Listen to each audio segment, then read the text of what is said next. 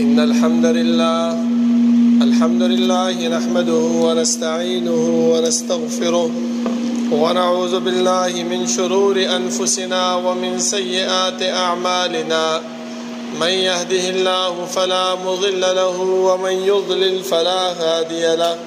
وأشهد أن لا إله إلا الله وحده لا شريك له، وأشهد أن محمدا عبده ورسوله. يا أيها الذين آمنوا اتقوا الله حق تقاته ولا تموتن إلا وأنتم مسلمون. يا أيها الناس اتقوا ربكم الذي خلقكم من نفس واحدة وخلق منها زوجها وبث منهما رجالا كثيرا ونساء، واتقوا الله الذي تساءلون به والأرحام، إن الله كان عليكم رقيبا. يا أيها الذين آمنوا اتقوا الله وقولوا قولا سديدا يصلح لكم أعمالكم ويغفر لكم ذنوبكم، ومن يطع الله ورسوله فقد فاز فوزا عظيما. أما بعد، فإن خير الحديث كتاب الله، وخير الهدي هدي محمد صلى الله عليه وسلم، وشر الأمور محدثاتها، وكل محدثة بدعة، وكل بدعة ضلالة، وكل ضلالة في النار. أعوذ بالله من الشيطان الرجيم. بسم الله الرحمن الرحيم. قاف والقرآن المجيد، بل عجبوا أن جاءهم منذر منهم فقال الكافرون هذا شيء عجيب. أإذا متنا وكنا ترابا ذلك رجع بعيد. قد علمنا ما تنقص الأرض منهم وعندنا كتاب حفيظ. بل كذبوا بالحق لما جاءهم فهم في أمر مريج. أفلم ينظروا إلى السماء فوقهم كيف بنيناها وزيناها وما لها من فروج. والأرض مددناها وألقينا فيها رواسي وأنبتنا فيها من كل زوج بهيج، تبصرة وذكرى لكل عبد منيب. ونزلنا من السماء ماء مباركا فأنبتنا به جنات وحب الحصيد، والنخل باسقات لها طلع نضيد، رزقا للعباد وأحيينا به بلدة ميتا كذلك الخروج. كذبت قبلهم قوم نوح وأصحاب الرس وثمود وعاد وفرعون وإخوان لوط وأصحاب الأيكة وقوم تبع كل كذب الرسل فحق وعيد. أفعينا بالخلق الأول بل هم في لمس من خلق جديد. ولقد خلقنا الإنسان ونعلم ما توسوس به نفسه ونحن أقرب إليه من حبل الوريد. إذ يتلقى المتلقيان عن اليمين وعن الشمال قعيد. ما يلفظ من قول إلا لديه رقيب عتيد. وجاءت سكرة الموت بالحق ذلك ما كنت منه تحيد. ونفخ في الصور ذلك يوم الوعيد. وجاءت كل نفس معها سائق وشهيد. لقد كنت في غفلة من هذا فكشفنا عنك غطاءك فبصرك اليوم حديد. وقال قرينه هذا ما لدي عتيد. ألقيا في جهنم كل كفار عنيد. مناع للخير معتد مريب. الذي جعل مع الله إلها آخر فألقياه في العذاب الشديد. قال قرينه ربنا ما أطغيته ولكن كان في ضلال بعيد. قال لا تختصموا لدي وقد قدمت إليكم بالوعيد. ما يبدل القول لدي وما أنا بظلام للعبيد. يوم نقول لجهنم هل امتلأت وتقول هل من مزيد. وأزلفت الجنة للمتقين غير بعيد. هذا ما توعدون لكل أواب حفيظ. من خشي الرحمن بالغيب وجاء بقلب منيب. ادخلوها بسلام. ذلك يوم الخلود لهم ما يشاءون فيها ولدينا مزيد وكم أهلكنا قبلهم من قرن هم أشد منهم بطشا فنقبوا في البلاد هل من محيص إن في ذلك لذكرى لمن كان له قلب أو ألقى السمع وهو شهيد ولقد خلقنا السماوات والأرض وما بينهما في 6 أيام وما مسنا من لغوب فاصبر على ما يقولون وسبح بحمد ربك قبل طلوع الشمس وقبل الغروب ومن الليل فسبحه وأدبار السجود واستمع يوم ينادي المناد من مكان قريب يوم يسمعون الصيحة بالحق ذلك يوم الخروج إنا نحن نحيي ونميت وإلينا المصير يوم تشقق الأرض عنهم سراعا ذلك حشر علينا يسير نحن أعلم بما يقولون وما أنت عليهم بجبار فذكر بالقرآن من يخاف وعيد اللهم صل على محمد وعلى آل محمد كما صليت على إبراهيم وعلى آل إبراهيم إنك حميد مجيد اللهم بارك على محمد وعلى آل محمد كما باركت على إبراهيم وعلى آل إبراهيم إنك حميد مجيد بسم الله الرحمن الرحيم إن الذين قالوا ربنا الله ثم استقاموا تتنزل عليهم الملائكة ألا تخافوا ولا تحزنوا وأبشروا بالجنة التي كنتم توعدون الله رب العالمين حمد وثناء او جناب محمد رسول الله صلى الله عليه وسلم باندې درود او سلام نه بعد زما معزز او محترم رب العالمین چې موږ د دنیا کې پیدا کړیو نو زموږ د پیدایش مقصد هغه بیکاره او عبث نه بلکې الله رب العالمین موږ چې کوم مقصد د لپاره پیدا کړیو د هغه مقصد د حاصلولو د لپاره د هغه مقصد د پوره کولو د لپاره الله رب العالمین انبیاء کرام راولېږل او دی انبیاء مونږ ته هغه مقصد پوره کولو د لپاره من او عن یو خبره یو حکم یو امر هغه مونږ ته سوال دی زما محترمو مونږ چې په دې دنیا کې وخت تیرو نو د دې دنیا کې د وخت تیرولو د لپاره انسان ته بعض امور داسې کول پکاري چې هغه په هغه کې کامیابی او فلاح عمومي هغه په هغه کې لوی واله عمومي هغه په هغه کې چې دینو سعادت او نیکبختی عمومي ځکه زما محترمو هر انسان دا غواړي چې زه په خلکو کې عزتمن شم زه په خلکو کې سعادت والا شم زه په خلکو کې نیکبخت شم نو داسې امور الله رب العالمین او د الله پیغمبر صلی الله علیه وسلم موږ ته وښودل چې په هغه باندې انسان دغه مرتبه ته رسیدلی شي لکه په هغه امور کې یو امر دا هم دی حدیث کې راځي رسول الله صلی الله علیه وسلم ته یو صحابي راغی او ورته فرمایي چې اې د الله رسوله ما خو ایمان راوړو خو د ایمان نه بعد کوم داسې عمل وکم چې زه الله رب العالمین ما نه رضا شي او زه جنت حاصل کم رسول الله صلی الله علیه وسلم ته فرمایي چې تا کوم ایمان راوړل په دغه ایمان باندې مضبوط شه په دغه ایمان باندې منګولې ولګوه نتبع کامیاب شو الله رب العالمین متا ناراض شي لکه څنګه یو انسان داسې دی چې کور کې وته مشکلات دي پلار چې کوم دی نو غوسه کیږي یا مور وته غوسه کیږي یا مشر رور وته غوسه کیږي چې دی جمعه ته بنځي دی زی ته بنځي دا عمل بنکه دا کار بنکه او دا باوجود د هغه نه په خپل دین باندې په خپل شریعت باندې په د اوامر او د نواهی او احکاماتو په دین باندې مضبوط ولاړ دی نو دې ته ویل کېږي زما محترم استقامت په دې وړه خبره باندې د پلار په غوسه باندې د مور په غوسه باندې د مشرور په غوسه باندې دا د خپل د احکاماتو د دین شرعیه نه رستو کېږي نه بلکې په هغه باندې من او عن عمل کوي په هغه باندې ولاړ دی دې ته زما محترم استقامت وایي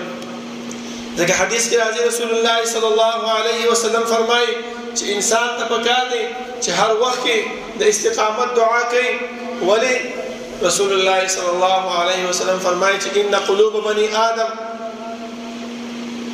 بېشکه زړونه د بني آدم چې دي دا د الله رب العالمین د دوه ګوتو په منځ کې دي یقلبها کیف یشاء اړې راړې څنګه چې الله رب العالمین وغواړي نو بیا رسول الله د دې مضبوطوالي لپاره دا دعا کوله چې اللهم ثبت قلبي یا الله زما زړه مضبوط کړي په ایمان په ایمان سره نو د استقامت او د مضبوطوالي دعا بار بار پکار ده ځکه نن سبا فتنې زیاتې دي په وړه وړه خبره باندې انسان وخوږي چې دا شی صحیح نه دا شی صحیح ده دا عمل صحیح نه دا عمل صحیح ده بلکې کوم عمل نه چې انسانان باندې کوي هغه عمل کې دی چې صحیح وي ځکه الله رب العالمین قرآن کې فرمایي وعسى ان تحبوا شيئا وهو خير لكم تكرهوا شيئا وهو خير لكم دا سی عمل به چې هغه تاسو بد ګڼئ خو هغه به ستاسو لپاره ښه غوره به وي او نیک به وي او بل عمل داسې به وي چې هغه به تاسو وایي چې دا صحیح نه دی دا صحیح دی خو د الله رب العالمین په نیز باندې به هغه څه وي هغه به د غوره او د خیر عمل نه وي نو پکار دا دی زما محترمو هر وخت د الله رب العالمین نه دا سوال پکار دی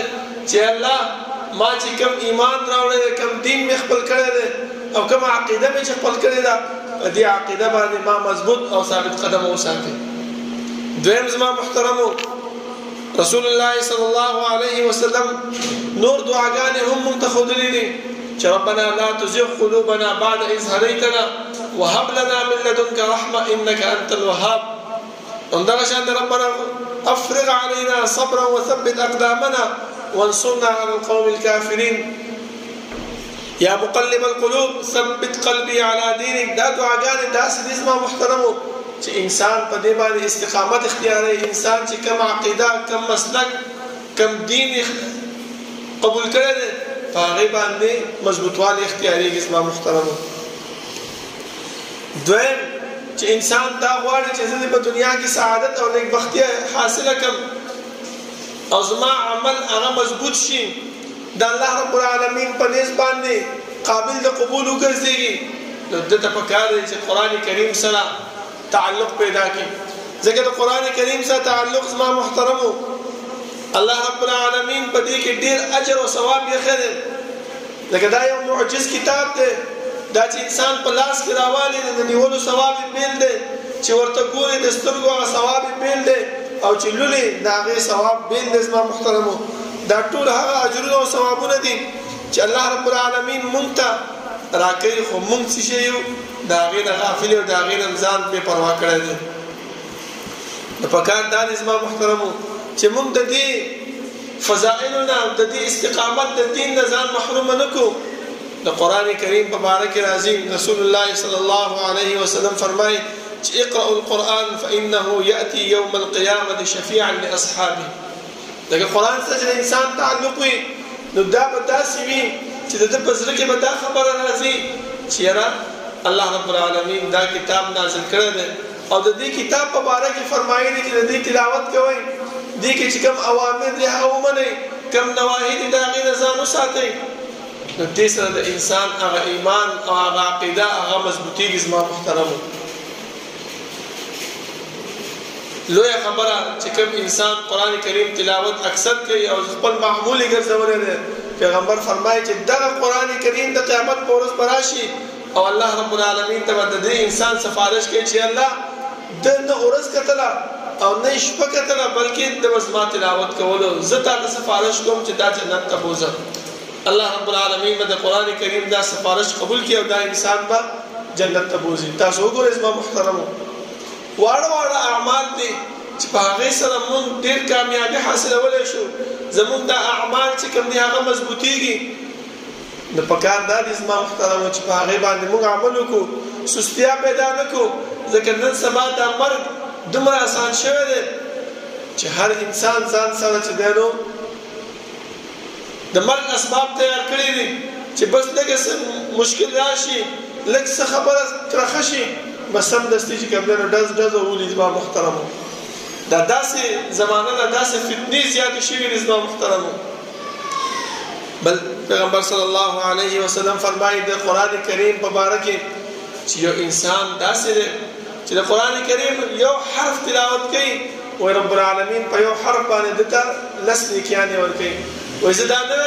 چې الف لام میم حرف الف لام میم یو حرف نه بلکې الف حرف ولام حرف ومیم حرف چې یو انسان د قران کریم یو حرف تلاوت کوي الله رب العالمین سره نه کېانه ورګي لسنی کېانه ورګي نو چې یو انسان الف لام میم وای نو دا د څه شو لګي چې دیش نه کېانه حاصل کړي او د قیامت ورځ ما محترم دومره سخترینه ورځ ده چې انسان به یو نه کې د مجبورې چې دا نه کې څنګه حاصله کړ خزم په ورکې په بچکولو کې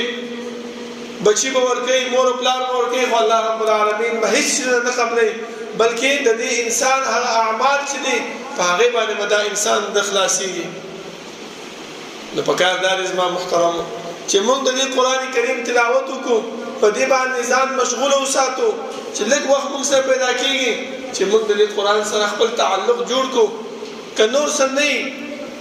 چې یو پاڼه یا دوه پاڼې د هر منځنه بعد موږ تلاوت کوو نو هم موږ د پاره دا کافي شافي د زما محترم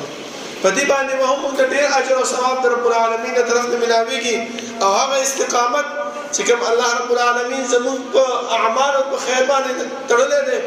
هغه موږ تر رسیدي زما محترم بل عمل چې دا هغه نه موږ ټول محروم یو هغه څه ده د دې منځ نه بعد چې کوم اذکار موږ رسول الله صلی الله علیه وسلم خودلې دي هغه اذکار موږ نه وایو او هغه کې دومره اجر او ثواب د موږ پیغمبر موږ لپاره یې خره خو موږ د هغه خپل سستیا د وجه نه ځان محروم کړی دی بل شیطان په موږ پسې لخته دی او د هغه اذکار او د هغه اعمال د موږ څخه محروم کړیو لکه رسول الله صلی الله علیه وسلم فرمایي چې کله کوم انسان سلام وګرځي السلام نه بعد یو ځل الله اکبر او درې ځل استغفر الله وای او بیا دا دعا دی چې اللهم انت السلام ومنك السلام تباركت يا ذا الجلال والاكرام دا غینه بعد رسول الله صلی الله علیه وسلم یو خسته دعا بل خودلې ده معاذ بن جبل رضی الله عنه د رسول الله صلی الله علیه وسلم سره یو ورځ په سفر باندې روانو پیغمبر وته ویل چې معاذ زه د الله رب العالمین د پاره سره محبت کوم معاذ رضی الله عنه وته چې د الله رسول زم تاسو سره محبت ساتم پیغمبر وته دغه خبره درې ځله وکړه بیا وته ویلې دا محبت په کله راځي دا په هغه ورځ په هغه طریقې سره راځي چې زه تاسو یو کلمات وخم چې هغه هر مانځنه بعد وې نو زما سره به محبت نور هم څه کېږي زیاتېږي هغه کلمات څه دي اللهم اعني على ذكرك وشكرك وحسن عبادتك اے الله ما سره مدد وکړه پستا په ذکر کې وشکرک او ستا په شکر کې او په خسته عبادت باندې څومره خپل کلمات اسلام محترم دعام دا د پیغمبر سره محبت هم زیاتېږي مونږ څخه اسلام محترم مونږ چې کله سلام وګرځو یو سلام امام ګرځي بل سلام مونږ وګرځو سم د سنتو ته پاسېږو د هغه خیر نه د هغه محبت نه مونږ محروم شو اسلام محترم بیا پیغمبر فرمایي چې کوم انسان آیات کرسی وایي د آیات کرسی د ویلو نه الله رب العالمین دا انسان ډایرکټ جنت ته بوزي خو د جنت او د دې په منځ کې چې دینو دا مرګ حائل دی چې کله دا انسان مړ شي الله یې ډایرکټ جنت ته بوزي تاسو ګورئ موږ دا آیات کرسی محروم نه موږ نه وایو همدغه شانتي درې درې کړي سبحان الله درې درې کړي الحمدلله درې درې کړي الله اکبر او يوزن لا اله الا الله وحده لا شريك له واشهد ان محمدا عبده ورسوله دا ویل چې دا سلسله پوره شي په دې باندې پیغمبر صلی الله علیه وسلم فرمایي چې د دې انسان واړه ګناهونه معاف کیږي اگر کله سمندر د زګ برابر ولې نه وي زما محترم ټیک دا سنت کول هم ضروری دي دا د فرض جبیره پوره کوي د فرض هغه چې کوم انسان د فرض پاتې شي هغه پوره کوي ولیکن دا اذکار هم ویل ضروری دي که کوم انسان دا اذکار نه وایي دغه د الله رب العالمین د احسانات او د الله رب العالمین د نعمتونو هغه څه کېږي هغه محروم کېږي زما محترم ولې موږ د الله رب العالمین د دې ثواب او د اجر او د دې نیکونو ځان محروم کو دا واړه واړه نیکیان دي واړه واړه اعمال دي چې په دې باندې مونږ ته الله رب العالمین اجر راکړي، په دې باندې مونږ ته الله رب العالمین نیکیان راکړي. نو پکار دا دي زما محترمو چې مونږ په دې باندې ځان مشغول وساتو، هر وخت د الله رب العالمین ذکر وکړو. بل زما محترمو یو نیک عمل چې په هغه باندې انسان په دې دین باندې، په دې مسلک باندې، په دې عقیده باندې مضبوطیږي، هغه څه دی؟ هغه د رسول الله صلی الله علیه وسلم باندې درود ویل دي. دا درود ما محترمو آسان شی دی. هر انسان چې په لار رواني او ځان سره وایي چې اللهم صل علی محمد وعلى آل محمد كما صليت على إبراهيم وعلى آل إبراهيم إنك حميد مجيد. اللهم بارك على محمد وعلى آل محمد كما باركت على إبراهيم وعلى آل إبراهيم إنك حميد مجيد. دغه درود زما محترمو رسول الله صلى الله عليه وسلم فرمای چې الله رب العالمین چې څوک ما باندې یو ځل درود وي، الله رب العالمین نزل پاغي باندې رحمتونه نازلې.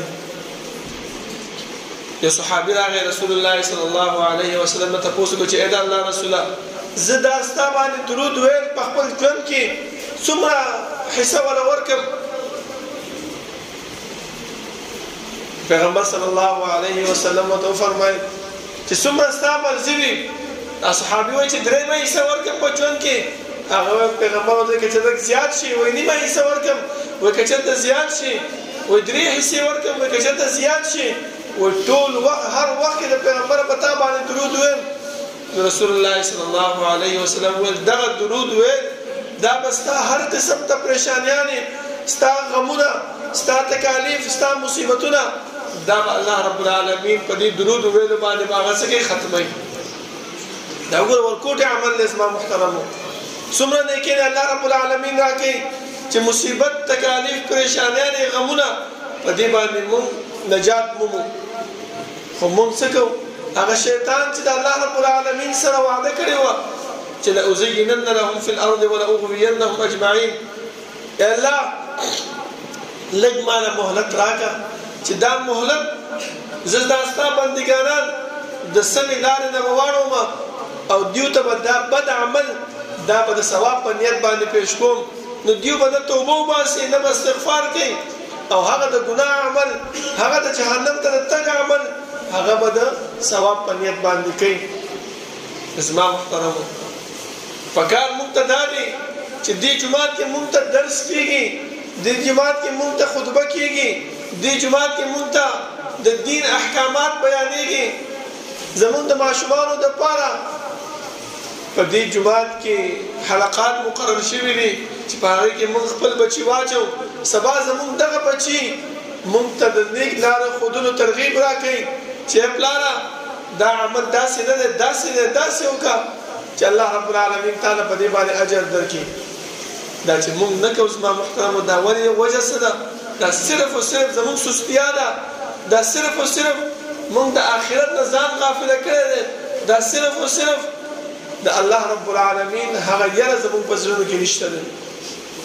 ما چې کوم یو آیات ستاسو په حضور کې تلاوت کړی، الله رب العالمین په هغې کې هم فرمایي چې ان الذين قالوا ربنا الله ثم استقاموا. کوم کسانو چې دغه خبره وکړله چې الله زما رب دی، دا صرف په خوله ویلو باندې نه دی زما محترمو، چې انسان صرف په خوله باندې وایي بس نو چې څه عمل کوي به نه. الله فرمایي چې ثم استقاموا، بیا د دې رب ویلو دپاره چې کومې تقاضي دي، کوم احکامات دي، کوم اوامر دي، کوم نواهي دي، په هغې باندې ځان روانوي. دې ته څه ویلی کېږي؟ استقامت وایي. په وړه وړه خبره باندې اخوا دېخوا اوړي راوړي نه. نو الله څه فرمایي؟ هغه انعامات د الله رب العالمین واورئ، هغه نیکیانې د الله رب العالمین واورئ. څه وایي؟ تتنزل علیهم الملائکه. موږ دنیا کې په داسې انسان باندې ملائک را نازلو. څه ورته وایو؟ الله تخافوا ولا تحزنوا، مه یېرېږه او مه غمجنه کېږه. مفسرین فرمایي چې د دې تخافونه مراد څه شی دی؟ قبر کې چې کله انسان مړ شي او کېښودلی شي، دا قبر څومره د وحشت او د یېرې ځای دی، څومره د غمجن کېدو ځای دی چې کله انسان په دې دین باندې، په دې احکاماتو باندې، په دې شریعت باندې عمل کړی وي، وای دا ملائک ورته وایي چې په دې قبر کې تا لپاره یره نشته مې یریږه خب ډاډه سمله بل حدیث کې راځي رسول الله صلی الله علیه وسلم فرمایي چې دا انسان په دې قبر کې چې کوم دین باندې عمل کړي استقامت خپل کړی وي وای دا داسې وي لکه یو انسان چې تازه واده وکړي او څومره خوشاله واده ته او دا اوله شپه څومره په خوشحالۍ باندې تیری وای دا قبر شپه الله رب العالمین په دې باندې دغه شان د خوشحالۍ تیری دغه احکامات او دغه عملونه زما محترمه چې کوم ما تاسو ته بیان کړ په دې باندې موږ عمل وکړو نو الله رب العالمین به زمون هر قسم مصیبتونه ختم کړي هر قسم تکالیف به الله رب العالمین زمون ختم کړي نو پکار دا چې موږ خپل ځان نه سستیا وباسو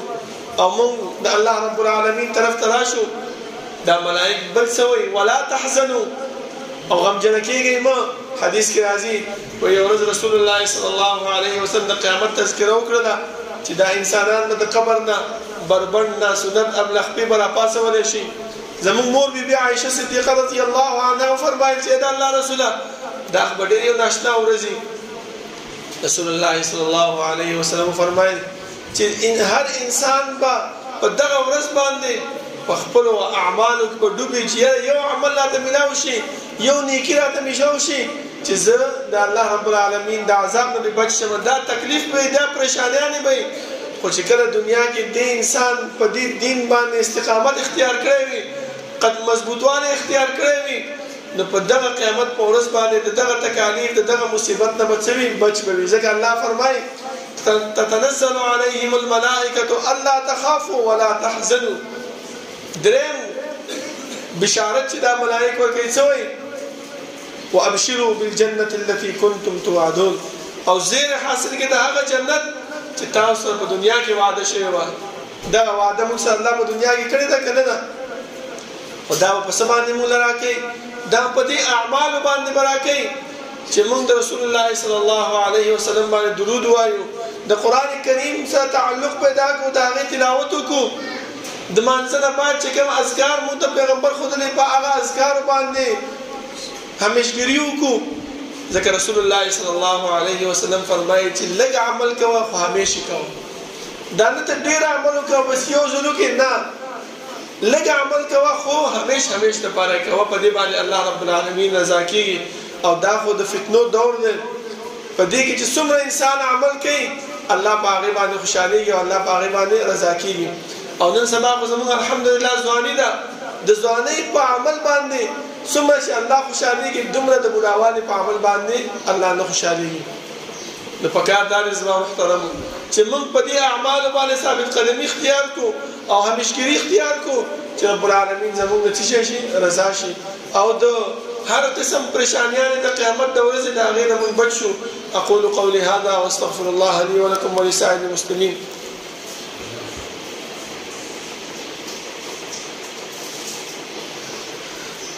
ان الحمد لله نحمده ونستعينه ونستغفره ونعوذ بالله من شرور انفسنا ومن سيئات اعمالنا من يهده الله فلا مضل له ومن يضلل فلا هادي له وأشهد أن لا إله إلا الله وحده لا شريك له وأشهد أن محمدا عبده ورسوله يا أيها الذين آمنوا اتقوا الله حق تقاته ولا تموتن إلا وأنتم مسلمون يا أيها الناس اتقوا ربكم الذي خلقكم من نفس واحدة وخلق منها زوجها وبث منهما رجالا كثيرا ونساء واتقوا الله الذي تساءلون به والأرحام إن الله كان عليكم رقيبا يا أيها الذين آمنوا اتقوا الله وقولوا قولا سديدا يصلح لكم أعمالكم ويغفر لكم ذنوبكم ومن يطع الله ورسوله فقد فاز فوزا عظيما زما محترم جو عملنا تخير چې په هغه باندې ډیر اجر او ثواب مونږ ته ملاويږي تر دې پورې چې د اوخ د قربانولو چې کوم اجر او ثواب دی هغه ملاويږي راته هغه چې رسول الله صلی الله علیه وسلم فرمایي چې د جمعې د ورځ الله رب العالمین د نور د خطو نواخله تر د امام د منبر ته خطو پورې دای په 15 حصو باندې تقسیم کړی دا په اوله حصہ باندې چې څوک راشي نو دومره اجر او ثواب ورکوي لکه انسان چې منډۍ ته لاړ شي او اوښ راولي او هغه حلال کړي او د هغې غوښه د الله رب العالمین په لار کې قربان کړي. دویمه حصه باندې چې څوک راشي لکه چې یو غویی چې د الله په لار کې قربان کړی. په دریمه حصه کې چې څوک راشي لکه یو چیلی چې د الله په لار کې قربان کړی. په څلورمه حصه کې چې راشي لکه چې یو چرګ د الله په لار کې قربان کړی. پنځمه حصه کې چې راشي لکه چې یو انډه د الله رب العالمین په لار کې قربان کړی. خو چې کله وایي امام منبر ته وخیږي هغه ملائک چې د جومات په دروازه باندې ولاړ یو دا نومونه لیکي چې پلانې د پلاني زوی په اوله حصه کې راغی دومره اجر او ثواب، دویمه حصه کې راغی دومره اجر او ثواب. خو چې کله وایي امام منبر ته وخیږي هغه خپل دا رجسټر بند کړي او راشي د خطبې اورېدو ته. ټیک د مونږ جومات ته رالو، مونږ د جمعې مونځ هم وکړو، مونږ خطبه هم واورېده، نیمه خطبه هم واورېده، نیمه رانه پاتې شوه، لیکن هغه رجسټر چې د ملائکو په هغې کې زموږ نوم ونه لیکلی شو. زما محترم زه یو ورکوټی مثال در کوم، بس بیا خطبه بس کوم، مونږ جامع ته ودرېږو. یو انسان یو فیکټرۍ کې یو کارخانه کې کار کوي او د هغه فیکټرۍ مالک رجسټر په ګیټ باندې ایښی دی او دا سړی سهار کې راځي کار کوي او د شپې ځي، خو لیکن دې رجسټر کې نه د په راتلو دستخط کوي نه په وتو کې دستخط کوي. ستا څه خیال دی؟ د میاشت په آخره کې به دې انسان ته تنخوا میلاوه شي؟ نه. ولې؟ ټوله میاشت به کار وکړو، هغه مالک به وایي چې یاره ما ته څه پته ته راغلی او که نه راغلی، ما خو دا رجسټر دې دپاره ایښی و چې ته پکې څه وکړې حاضري خپله ولګېد. مونږ رالو مونځ هم وکړو، خطبه هم نیمه واورېدله، خو لیکن هغه ملایکو رجسټر کې زمونږ نوم نشته دی. پکار دا دی زما محترمو چې مونږ لږ وختي راشو، د اذان د اورېدو نه مخکې راشو، ځکه دولسنیمې بجې باندې جمع کېږي. مونږ په 5 باندې راشو، مونږ په 20 باندې راشو، مونږ په 12 راشو چې هغه د ملایکو په رجسټر کې زمونږ نوم هغه ولیکلی شي. نو هغه اجر او ثواب د مانځه خو میلاو شو، خو چې د خطبې کم اجر او ثواب دی او د هغه رجسټر کې د نوم لیکلو کم اجر او ثواب دی چې د هغې نه مونږ محرومه نه شو. او کم دین او کم شریعت چې الله مونږ ته رالیږلی په هغې باندې مونږ خپل په دې اعمالو باندې مضبوطوالی او کلکوالی اختیار کړو. الله رب العالمین دعا ده چې رب العالمین د عمل کولو توفیق راکړي او الله رب العالمین زمونږ باندې ثابت قدمی پیدا کړي چې مونږ کوم عمل کوو چې هغه همیش دپاره وکړو او د الله رب العالمین د رضا دپاره وکړو، خپل د الله د خوشنودۍ د حاصلولو دپاره وکړو.